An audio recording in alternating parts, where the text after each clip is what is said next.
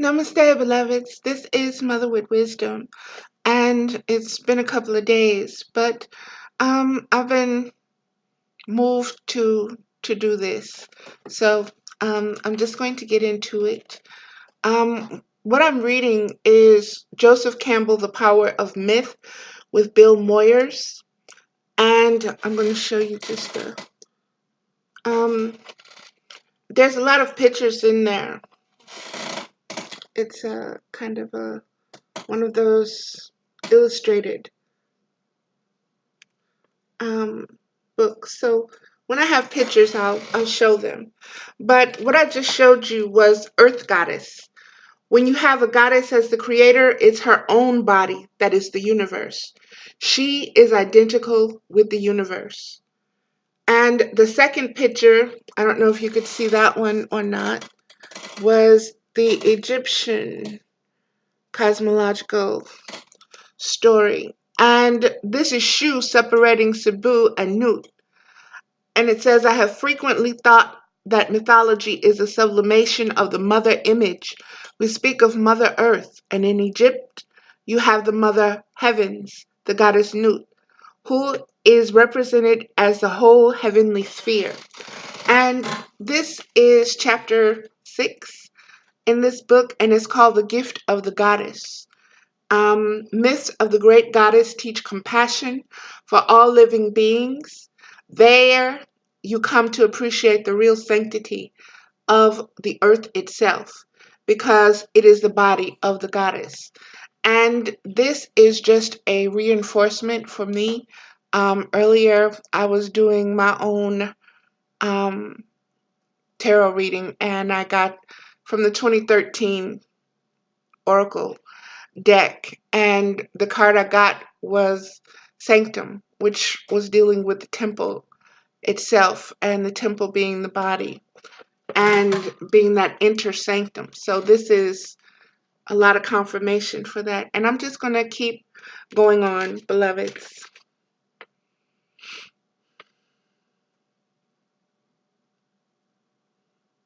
Okay.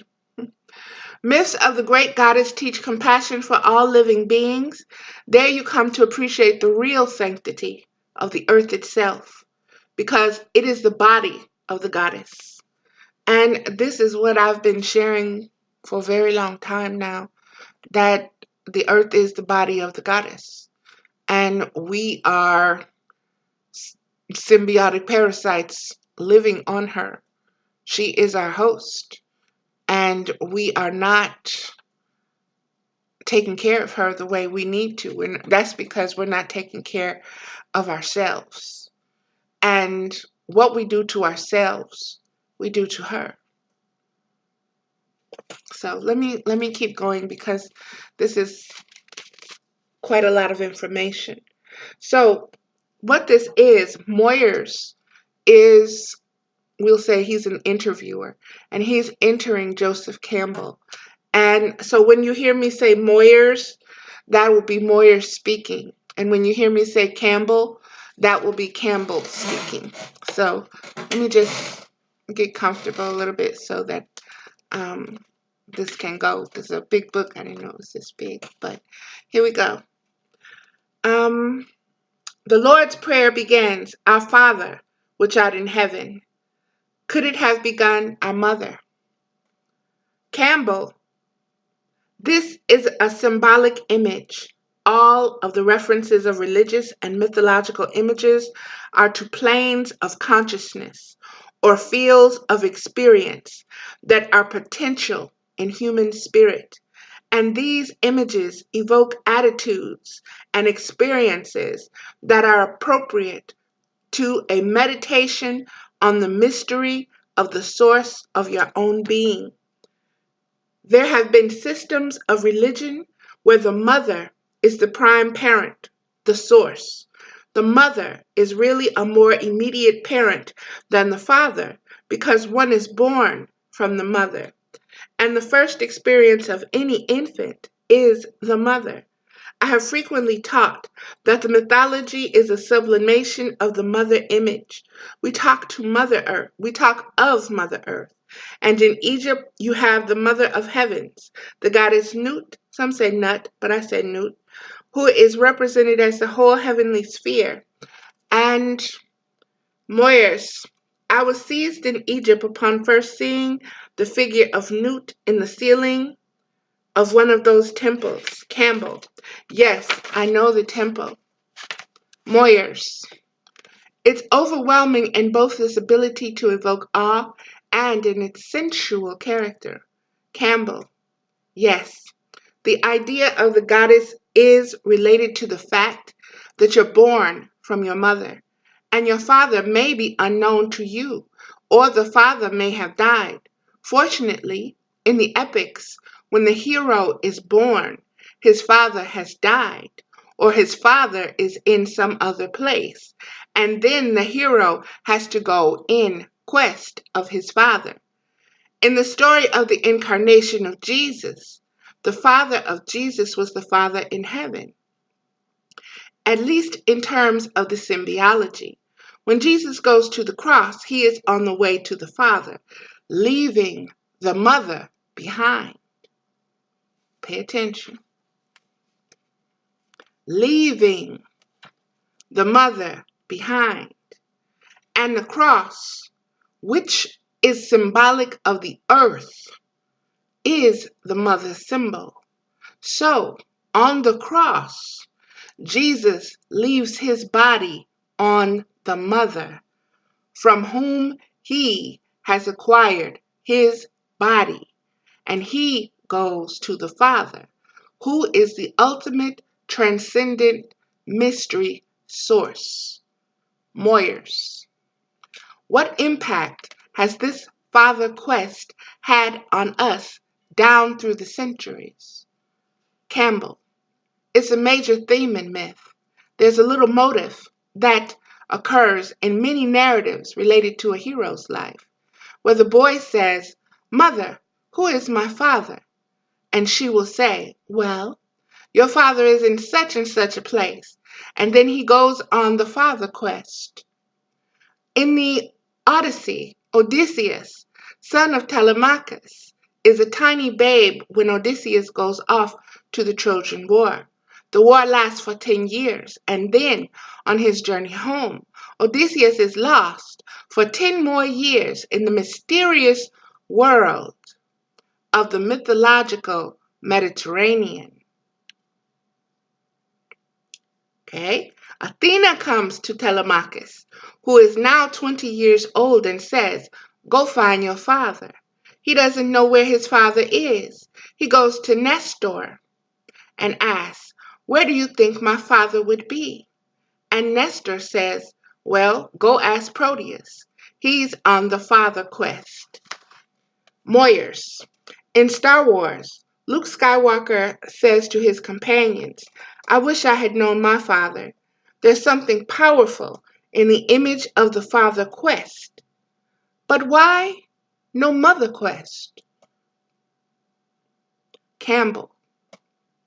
Well, the mother's right here. You're born from your mother, and she's the one who nurses you and instructs you and brings you up to the age when you must find your father. Now, the finding of the Father has to do with finding your own character and destiny. There's a notion that the character is inherited from the Father, and the body, and very often the mind, from the mother.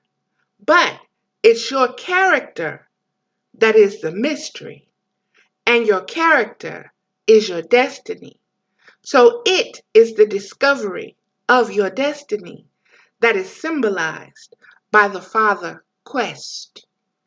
And beloveds, this, like I said, is what Mama wanted me to share and to speak on, simply because that other card kind of, when I did my own reading, that card is still unraveling in my head. And what it was dealing with was the temple and the sanctum and the body, and understanding the journeys that are going on, and that the journeys that are taking place are ancient journeys. These are journeys are repeating, and they are quests, they are archetypes, they are symbolic of what is going on with the earth. And what is going on with the earth is mirrored with what is going on within us. What is going on a global societal level, and what we're doing to the earth and how we're affecting it, and how what we're doing is affecting us. We're literally killing ourselves, literally, as we kill the earth. And we think the most important thing is money and making more money. Mama has me reading this so to connect a little bit better. And I have to say for myself, this is my own confession. I have to get better, I guess, with the plastics and the straws and the paper plates and what else? Oh, that I've become conscious that I'm doing is running the bathroom water. And I've done that since I was a child. And now my conscience is getting on me, you got this water on, but we're supposed to be conserving water, and some people don't have water, and la la la la la. And no matter how much I tell myself, well, the water is just going to recycle itself back, through, and it's just water, but it's still the process, and it's still a part of self-mastery. And I'm in my 50s, so recycling is something totally new for me. Plastic was invented kind of in my generation. So, now we're getting to the point where it's saying, okay, we don't use plastic anymore. And for the younger ones that are here, they understand that no, and plastic is not going to be part of their awareness. It's going to only from the point that it teaches them about the mass production of chemicals and toxins and different things that we think may make things easier, short term, but long term, not so much. And I think that's the common sense message that Mama wants me to give right now, is that we really need to start looking at things not for just the immediate now moment, but also to connect with it, what it's going to do, say 10 years from now. So you have to be able to answer that. What will this look like 10 years? What will this do 10 years? What effect? If this is going to cause a change, what will the effect be? Let me get back to this and understanding why everything that is going on, and that what exactly this divine feminine energy is, and the understanding and the understanding of each individual being both masculine and feminine. That is key to the evolutionary process. And you really need to start wrapping your mind around that and accepting that and really owning that, because you can't move forward without the unity, the healthy unity of the sacred masculine and sacred feminine inside of you. They have to be able to balance each other. You can't have one that is always wanting to rage or debate or, just be in fuck it mode 98% of the time. You've got to have that nurturing aspect of you too, that is also given equal opportunity, so to speak, to express itself, to release what it needs to release, to calm and soothe, because it's an exchange. It's an exchange, give and receive. When you should be able to do that within yourself, from your heart center, just like your blood refreshes itself. We have to be able to ground ourselves enough, be in tune with ourselves enough, be in tune with the flow of the unseen inside of us. That unseen is our hormones, our essences, our liquid materials that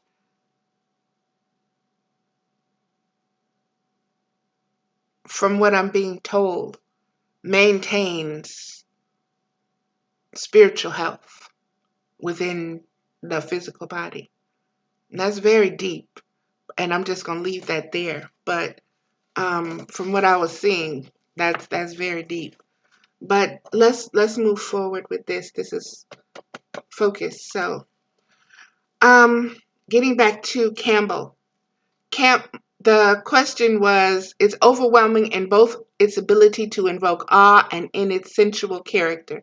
Speaking of the feminine divine essence of the earth. Yes, the idea of the goddess is related to the fact that you're born from your mother and your father may be unknown to you or the father may have died. Frequently, I read that, and so I'm going to skip down some. Okay. Moyers, in Star Wars, Luke Skywalker says to his companions, I wish I had known my father, but there's something powerful in the image of the father quest. But why no mother quest? Campbell, well, the mother's right here. You're born from your mother, and she's the one who nurses you and instructs you and brings you up to the age when you must find your father. Now, finding the father has to do with finding your own character and destiny. There's a notion that the character is inherited from the father and the body, and very often the mind from the mother. But it's your character that is the mystery, and your character is your destiny. Your character is your destiny. What is your purpose here? Where are you going to? Forming your character. You are here to form your character.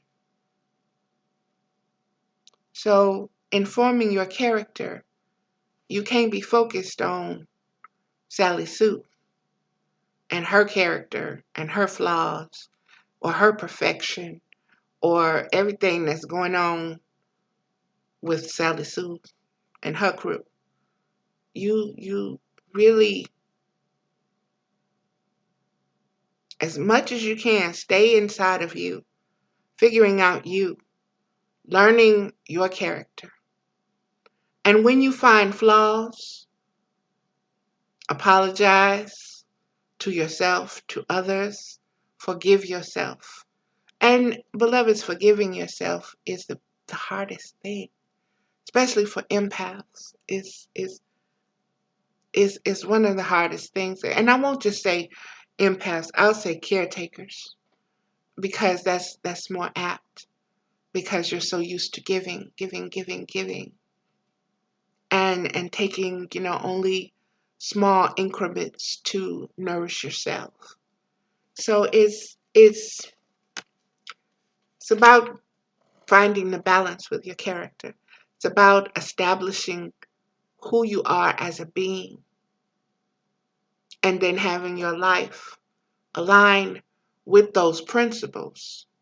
But see, you also have to understand that I'll speak of me being many multiple essences. I'll put it that way. the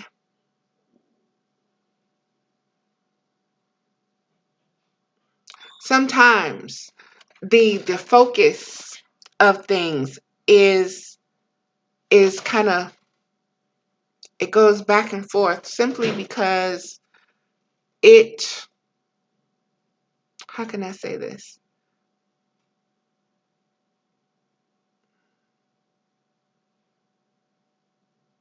It goes back and forth, beloveds. It goes back and forth because I just lost where I was with that, trying to think of where that was going.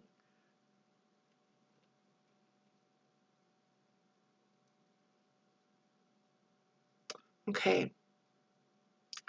I know we were talking about the Father quest. And this is it's moon energy time, beloved. So um there's a lot of downloads happening. So excuse me if I'm like and then I skip and then let me move forward. Okay. Um I hate that when you get to something and it just goes like that.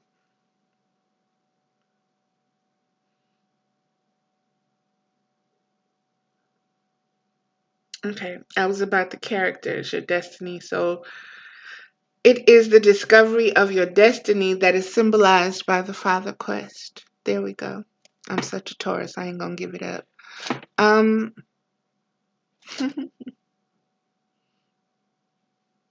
our character is determined by our father, by the male energy, by the masculine energy, by the logical energy. And we have to be okay with that. And we have to find the correct balance for that yang energy, because that's what it is. It's yin and yang, and you have to be able to really balance that out in a relationship. But first, you have to really know yourself. And you have to let that other person know, that if you're female and you have more yang energy than you have yin energy, sometimes you have to let them know that. And there are men with more yin energy than yang energy. It does not make one homosexual or anything of that nature. We are both dual, you know. It's just the mathematics of your life experiences and what your character, what has shaped your character so far, and what you hold on to and what you don't. And what you hold on to and what you don't is based upon your now moment. And it's based upon your now moment because you are building and putting things in place as you are moving forward. And the things, the qualities, the everything that is going to ground you and make you stable, which means balanced. You are putting those things in place because that's your future. But you're doing it in the now moment with the knowledge that you are improving upon yourself for your future. It's just like when you get a check as a single mother and you know that you only have so much, but you know that something is going to come up for your child's school projects or pictures, or they're going to need shoes or need to go on a trip or dance or something. So you put some away, and no matter what happens, no matter how short you are, you know No, this has to go into that pile. So a mother is conscious of the future and for having to provide. That's that female essence. But that masculine essence is what we're seeing is what determines the character. Let me keep going with this because I'm not just supposed, I was told to read this. So let me just get on with it. Moyers, when you find your father, you find yourself. Campbell, we have the word in English atonement, with the Father. You remember the story of Jesus lost in Jerusalem when he's a little boy, about 12 years old. His parents hunt for him, and when they find him in the temple, in conversation with the doctors of the law, they ask, "Why did you abandon us this way? Why did you give us this fear and anxiety?" And he says, "Didn't you know I had to be about my father's business?" He's 12 years old. That's the age of the adolescent's initiations, finding who you are, finding out who you are. That is very powerful, beloveds. That sometimes, and especially me, and I understand why Mama wanted me to get this piece right now, was that sometimes different things in our lives happen and we experience anxiety, stress, and worry. And a lot of times it's about things that we just have to be patient with to let them work themselves out. But that human trait is to worry because that's that doubting mind that is that still there that needs to worry, that needs to check, that needs to make sure because it doesn't have complete faith. See, when you have complete faith, you don't worry about diddly. You know, people can say, "Oh, I got faith, but if you're worrying, your faith is intermittent. You get to it when you need it. And that's too is just like that bank. You've got to be contributing to what is going to give you faith. So you got to be observing your own self and your own behaviors, keeping yourself on task. And it's hard, especially if you have been depressed or if you have been just coming out of a bad relationship. And I don't just mean a romantic relationship. I mean any kind of relationship, be it a coworker, be it family, be it with a neighbor or even your own animal or something, or your child or something. There are all kind of relationships. But beloveds, we've got to get to the point where we are able to just identify our character and understand that we're being called to identify our character. And as we have different shifts and as we have different births, deaths, and rebirths, our character has to be reestablished all over again. Has to be established all over again because you've let go of things. You've moved away from things. New information has come that changes your outlook on everything, so it changes your outlook on yourself. And it takes a minute to process. But knowing that things are moving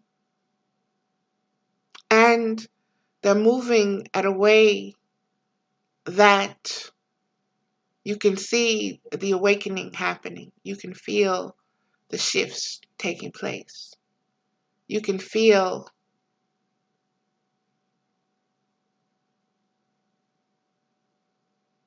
you can feel the earth is what I'm getting. I am really feeling the earth right now. I'm really feeling her. Um, my daughter is pregnant. I don't know if that has something to do with it, but I am really feeling the earth right now. I'm really in tune with her, and she is being seated with new hope and new joy and new understandings and new relationships with her and new connections and a curiosity to know more again about who she is because she's becoming real to us once again. See, we have been ignoring her and going on about our business, the majority of us. And we have ignored that we're living on something that's living and that we have to contribute to her just as she is contributing to us. We have water, we have air, we have a sun that shines. The nature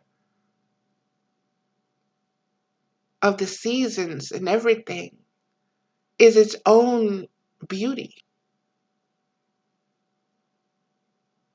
And we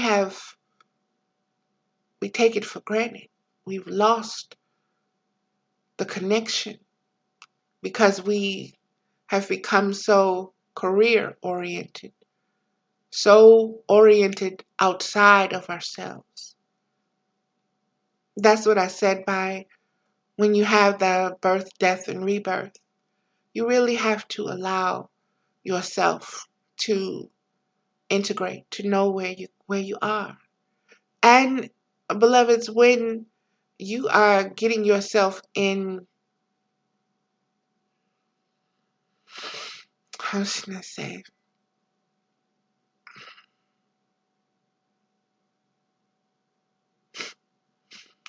when you are getting yourself together, you change your mind a lot. And especially when you have new information coming in that you have never had before. So you've never had to process these kind of reasonings and thoughts before. And it mm, takes you deeper into yourself. And that within itself is taxing as all hell. And that isn't so much the worry, that isn't so much the analysis. That is the in-depth of understanding what is happening when you have never, like I said, you've never encountered this kind of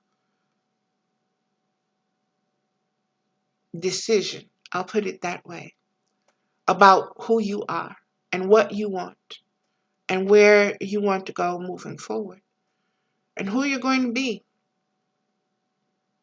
So if you love yourself, you pretty much know what you love to do. I love to speak on spiritual things. I love to write spiritual things. I love to draw spiritual things.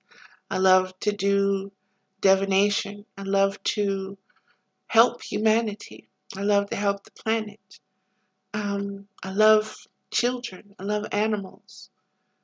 Um, Mostly I've stayed to myself because of my empathic nature and my many um, cells, personalities, characters. I'll put it that way because they are not friendly, a lot of them. And a lot of people get that twisted a lot. And I want to um, share something that I think a lot of individuals don't really think about when they think of an empath. Um, I'm going to use Phyllis Hyman as an example because this is where I gleaned the information and where I gathered the truth of it about myself. I began to understand some things. And one of those things was that Phyllis Hyman was very empathic. She was very empathic. And she didn't have a lot of friends, or she didn't invite a lot of people in, and she didn't socialize quite a lot because she was always in her head. And a lot of times when you're in your head that way, you are still distinguishing what is your voice and what is the voice of others. Because see, you've heard others all your life, seen and unseen. You've always, the chatter is always there from an inside point of view, even when you're not registering that you are consciously hearing, you're still hearing. And sometimes what I'm finding out right now in my own journey, and this is what Mama is saying that this is this father quest, is that my yang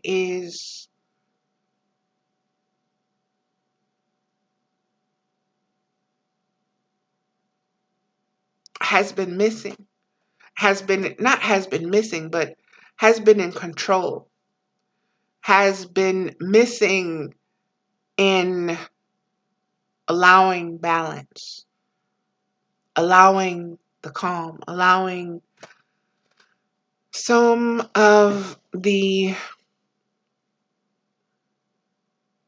more nurturing um, responses. I've been very Queen of Swords, very Queen of Swords lately. And it has been almost a defense mechanism. Simply because, like I keep saying, a lot of things, when you're used to seeing things in certain ways, and then all of a sudden things start speeding up, and things are more intense, you have more gifts that you can't even name and that you're aware of. You're on fire being divine feminine. If you're at all spiritual, you're spiritually on fire. Your kundalini is, whew, it has been tapped, a spinal tap for real. And you are about that ascension, looking for that father, looking for your character, looking for your what? Identity. So if I'm rattling around, please have a little patience with me because, like I said, this is so huge because everything has been lately about the identity thing and understanding the stars are aligned with the retrogrades and everything for the reflection, for the time to take this inner quest and understanding that in the unification of understanding the divine essence that is inhabiting the earth right now, and in our quest to find and define the sacred masculine that can receive that divine feminine energy. Whew. Deep, deep, deep, deep. So this is amazing. and start doing your work, and make sure whoever you're partnering with, you've had conversations with them about who you are and what your truth is. And beloveds,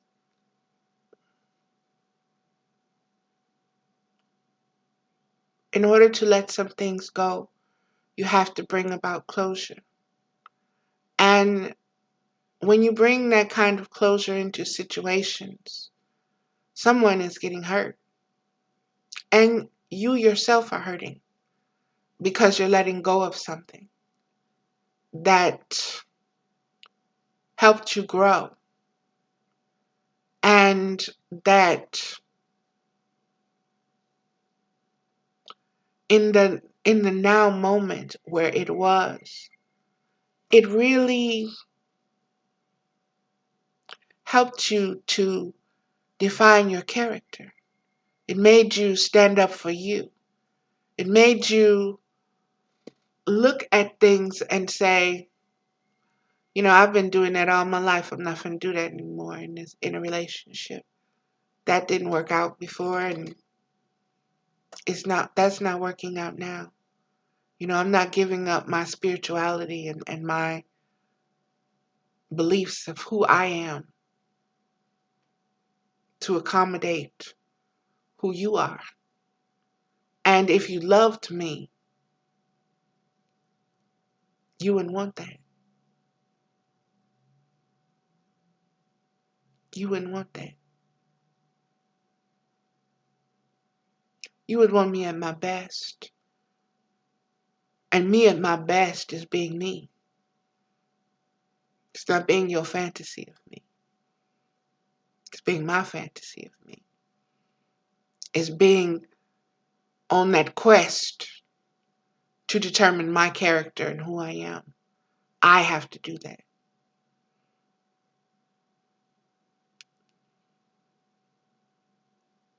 Not someone else. You can point me in the direction. You can give me pointers.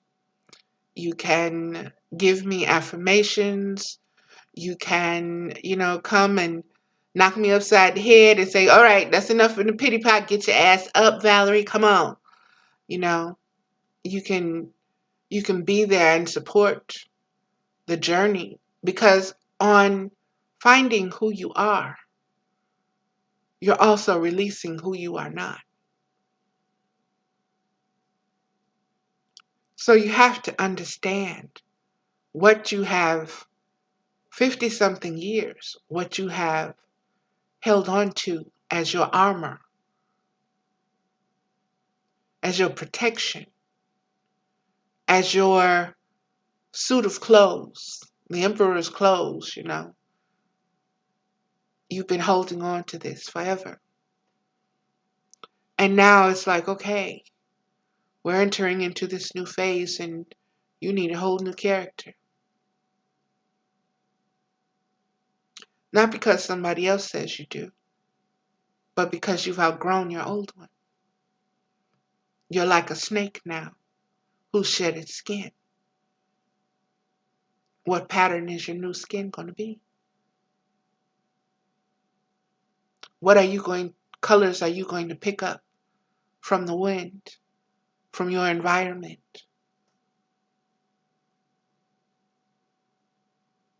What thoughts are going to form the lines and the curves?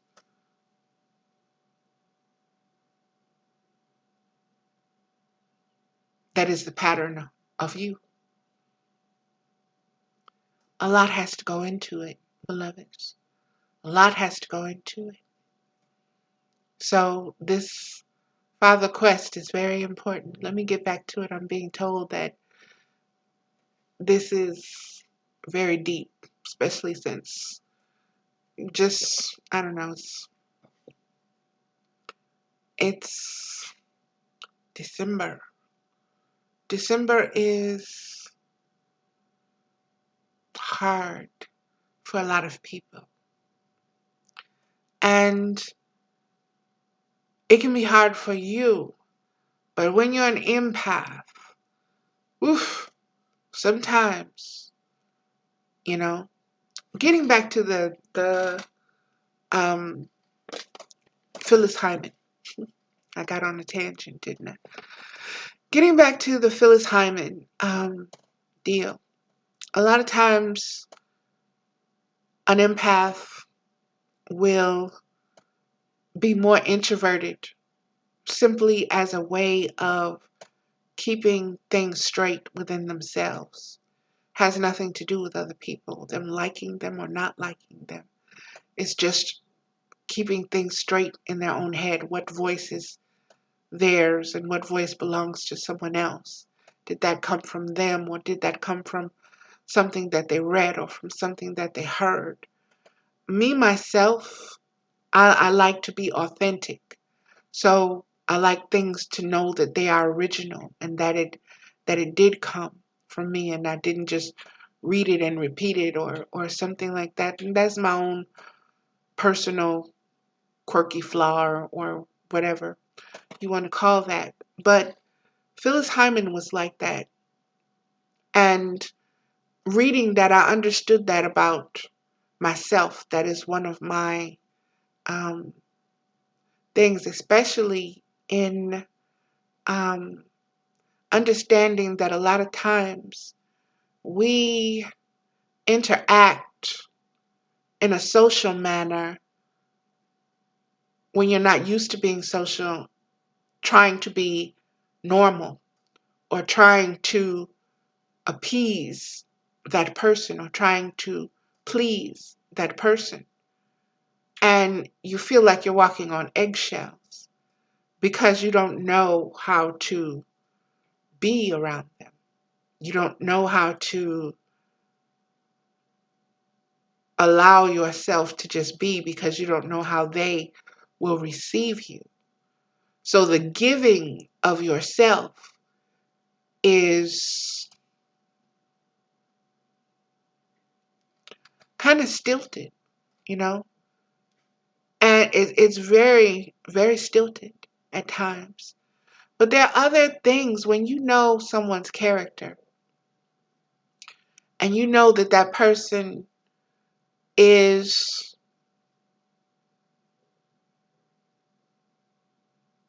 more of the light than of the shadow. You know, no matter, you should know what that person's choice is going to be because that's their nature. That's their character. That is who they are. Has nothing to do with who you are. Has only to do with who they are and where they are growing and how they are ascending. And your will isn't greater than another's. It is not.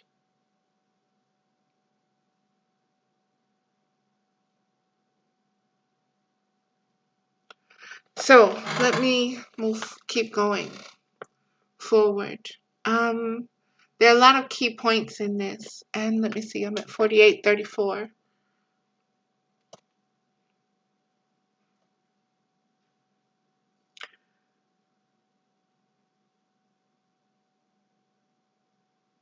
Okay, Moyers, what happened along the way to this reverence that primitive societies was directed toward the goddess figure, the great goddess, the Mother Earth? What happened to that? Campbell, well, that was associated primarily with agriculture and the agricultural societies. It has to do with earth. The human woman gives birth, just as earth gives birth to the plants. She gives nourishment as the plants do. Some women magic and earth magic are the same. They are related.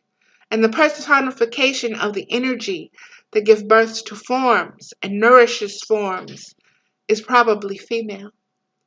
It is in the agricultural world of ancient Mesopotamia, the Egyptian Nile, and in the earlier planting culture systems that goddess, that the goddess is the dominant mythic form. We have found hundreds of early European Neolithic figurines of the goddess but hardly anything there of the male figure at all.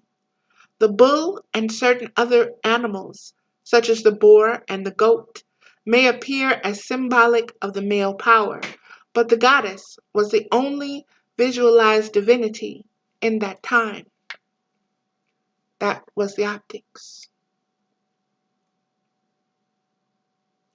And when you have a goddess as the creator, it's her own body that is the universe. She is identical with the universe. That's the sense of that goddess Nut figure that you saw in the Egyptian temple. She is the whole sphere of the life enclosing heavens. Moyers, there is one scene of the goddess swallowing the sun. Remember? Campbell. The idea is that she swallows the sun in the west and gives birth to the sun in the east, and it passes through her body at night. Moyers.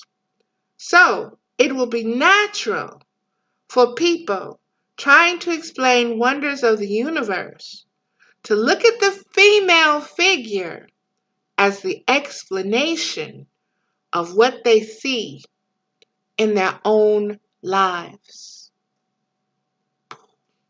So powerful, so powerful. And that is why that divine feminine is coming. This is, like I said, the identity, the quest for the masculine and understanding the natural of the feminine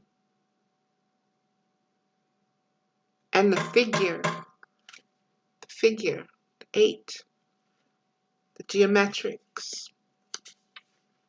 Not only Campbell, not only that, but when you move to a philosophical point of view, as in the goddess religions of India, where the goddess symbology is dominant to this day, the female represents Maya.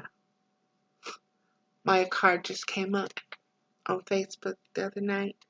She is time and space itself, and the mystery beyond her is beyond all pairs of opposites.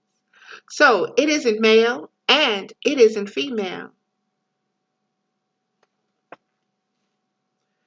And the female represents what in Kantian, Kantian terminology we call the forms of sensibility. She is time and space itself, and the mystery beyond her is beyond all pairs of opposites. So it isn't male or female, and it isn't female. It neither is not nor. It is nor, wait, it neither is nor is not. But everything is within her, so that the gods are her children. Everything you can think of, everything you can see, is a production of the goddess. I once saw a marvelous scientific movie about protoplasm. It was a revelation to me. It is in movement all the time, flowing. Sometimes it seems to be flowing this way and that. Then it shapes things. It has a potentiality that's just letting me know that space. I saw this movie in Northern California, and as I drove down the coast to Big Sur all the way, all I could see was protoplasm in the form of grass being eaten by protoplasm in the form of cows, protoplasm in the form of birds, diving for protoplasm in the form of fish. You got this wonderful sense of the abyss from which all has come, but each form has its own intentions, its own possibilities, and that's where meaning comes, not in the protoplasm itself. We are right back then to the Indians, who believe that the informing life and energy of all things is the earth. You quote those lines from the Upanishads. Thou art the dark blue bird, and the green parrot with red eyes. Thou hast lightning as thy child. Thou art the season and the seas. Having no beginning, thou dost abide with immanence, whereof all things are born. This is the idea, isn't it? That we and the earth are the same. But wasn't it inevitable that this idea would die under the weight of scientific discoveries? We know now that plants don't grow out of the bodies of dead people. They grow according to the laws of seed and soil and sun. Didn't Newton kill myth? And I'm going to show you these birthing images.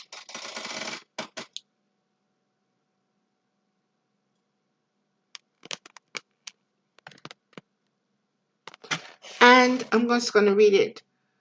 The one on top is the female represents the Kantian, Kantian, terminology we call the forms of sensibility. So this is the mother squatting and giving birth. She is time and space itself, and the mystery behind her is beyond all pairs of opposites. So it isn't male and female. Everything is within her, so that the gods are her children.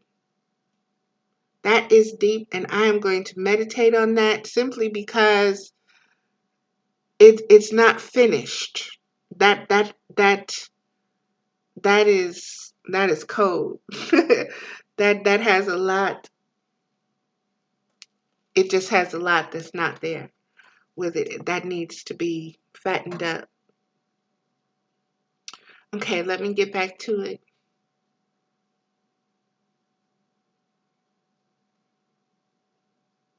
But wasn't it inevitable that this idea would die under the weight of scientific discoveries? We know now that plants don't grow out of the bodies of dead people. They grow according to the laws of seed and soil and sun. Didn't Newton kill myth? Oh, I think Campbell. Oh, I think myth is coming back. There's a young scientist today who's using the term morphogenetic field. The field that produces forms. That's who the goddess is. The field that produces forms. What's the significance for us, Campbell?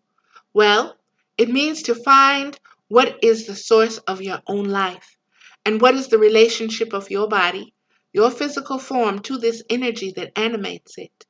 The body without the energy isn't alive, is it? So, you distinguish in your own life that which is of the body and that which is of energy and consciousness. In India, the most common ultimate symbol is the phallus, or lingam, as they call it, or the generating god penetrating the vagina, or the yoni, as they call it, of the goddess. In contemplating this symbol, you are contemplating the generating moment itself of all life. The entire mystery of the generation of life is symbolically contemplated in that sign. You see, the sexual mystery in India and in most of the world is a holy mystery. It is the mystery of the generation of life. The act of generating a child is a cosmic act and is to be understood as holy. And so, the symbol that most immediately represents this mystery of the pouring of the energy of life into the field of time is the lingam and the yoni, the male and the female powers in creative conjunction. Yeah, the ankh. It certainly has made a psychological difference in the character of our culture. The example, the basic birth of Western civilization occurred in the great river valleys, the Nile, the Tigris, Euphrates, the Indus, the later the Ganges. That was the world of the goddess. The name of the river Ganga is the name of the goddess, for example. And then there came the invasions. Now these started seriously in the 4th millennium BCE and became more and more devastating. They came in the form from the north and from the south and wiped out cities overnight. Just read the story in the book of Genesis on the part played by Jacob's tribe in the fall of the city of Shechem. Over the night, the city is wiped out by these herding people who have suddenly appeared. The Semite invaders were herders of goat and sheep, the Indo-Europeans of cattle. Both were formerly hunters, and so the cultures are essentially animal-oriented. When you have hunters, you have killers. And when you have herders, you have killers. Because there's always in movement, nomadic coming into conflict with other people and conquering the area into which they move. And these invasions bring in warrior gods, thunderbolt hurlers like Zeus or Yahweh. Moyers, the sword and death instead of the phallus and fertility.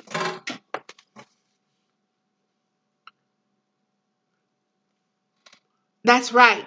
Campbell, that's right. And they are equated. Moyers. There's a story you tell about the overthrow of the mother goddess Tiamat. Campbell. I guess that could be taken as the key archetypal event here. Moyers. You called it a critical moment. This is getting ready to go out, and I know it is. So, beloveds, what I'm going to do is, I'm going to stop. Oh, yeah. I'm going to stop, and I will upload this, and then I will continue forward with this. But I know this is well, I got about a few more minutes, so let me finish the chapter. Well, not finish the chapter, but finish this. No. Okay. What I'm being told is to wait to start the next portion with Tiamat.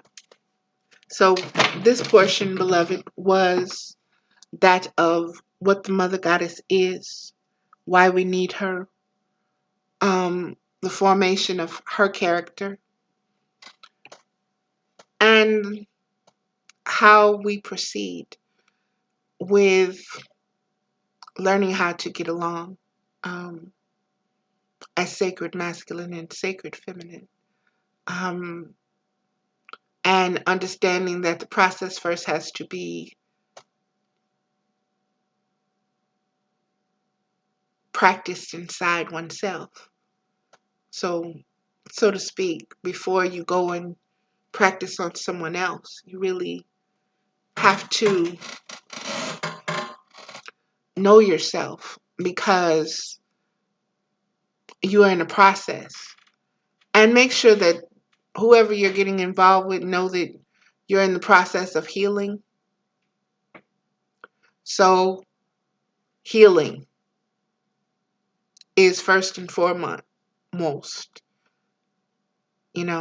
where you're coming from.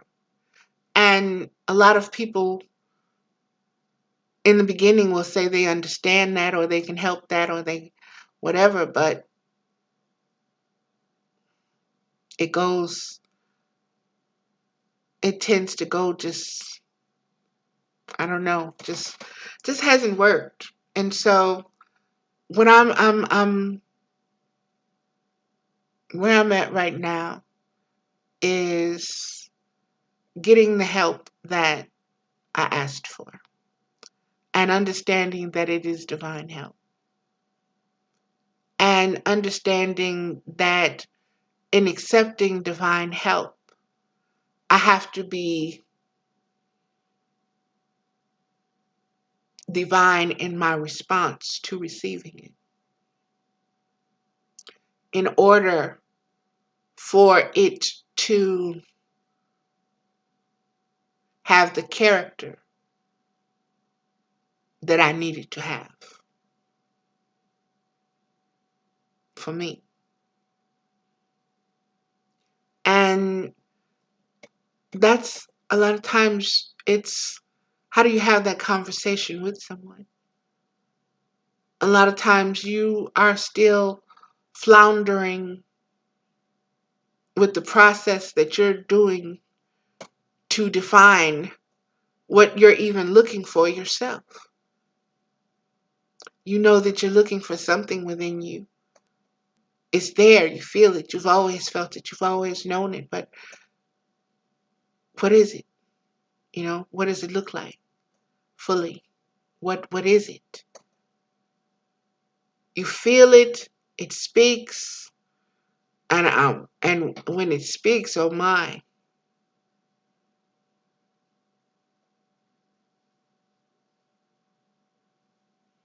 Sometimes you have to catch yourself because you're like, that was some supernatural shit. Where did that come from? That didn't come from me. That didn't come from where I'm usually used to getting it from my guides and my guardians and so forth and so on. Or certain ancestors. Where did this come from? And it's a higher part of yourself or a higher level of consciousness within yourself that you have reached, and that is speaking to you. And it's different because, like I said, you're used to operating in certain ways, and now you're being told no. You're going to have to operate in not only a whole different way, but you're going to have to be partnered, in order to do it. And the partnering, from what was told to me, is that four, again, that was in the womb with, we're going to get to Tiamat, but right now I'm talking about Isis, Osiris, Set, and Nephthys. Okay? And understanding the feminine and the masculine pairing. Understanding that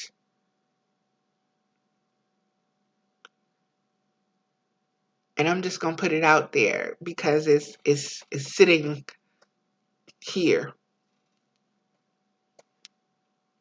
The way I'm seeing it is Isis, and I'll put it this way, because I don't want to, I'm just being told not to go there. So I'll shut up with that. Mm,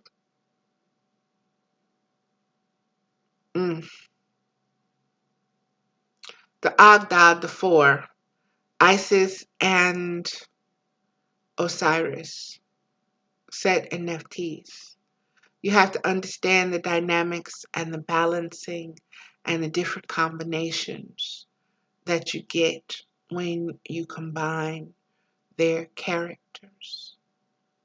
And that is what Mama is saying, to understand the natures, the character natures of the masculine and feminine of these four, of this Agdad. And understanding the dynamics and the relationships with each. Look at the mythology, look at the story. You know that death came into the world, the Lord of Death, Anubis, because Nephthys dressed herself she cloaked herself and made herself look exactly like Isis, and she went and slept with Osiris, and she became pregnant with Anubis. So you know how Set's character was. You know how Isis's character was. She had to run away and find the pieces of her husband's body.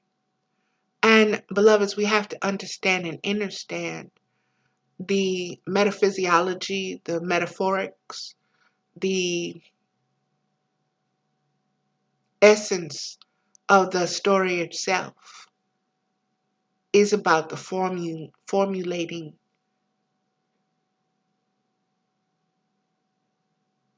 your highest self. It's about integrating that spiritual body into this fleshly body and understanding that a lot of times this is what the afterlife is about. And that as many times as we are reborn, we bring that which has been before with us. So the knowledge that we're getting, it has already been. We just have to remember. And now that we're getting into this age of Aquarius and understanding that it's like the clock is being reset and you're starting off at 12 o'clock, but time has never started before. That's what it feels like to me anyway. That's how I'm seeing it. And like I said, I am still caught up 111:22. Wow. Huh? I'm still kind of caught up in trying to understand this portion of the aspect of time and the seasons and it coming to the close from the Mayan calendar, the Egyptian calendar, the Gregorian calendar, and the differences in these different powers and principalities, so to speak, and the characteristics that were taking place and the times, and understanding what is taking place again, and knowing what we need to do to adapt and how to adapt and change. And seeing that is being aware of it, beloveds. And that's the first things that we're getting is the earth changes. And not only the earth changes, but also the changing nature of human beings around us, the changing nature of the animals around us, the changing nature of relationships around us. People are really starting to look at things differently from a value, a moral value, from that place of not religion, but of connection, of ties.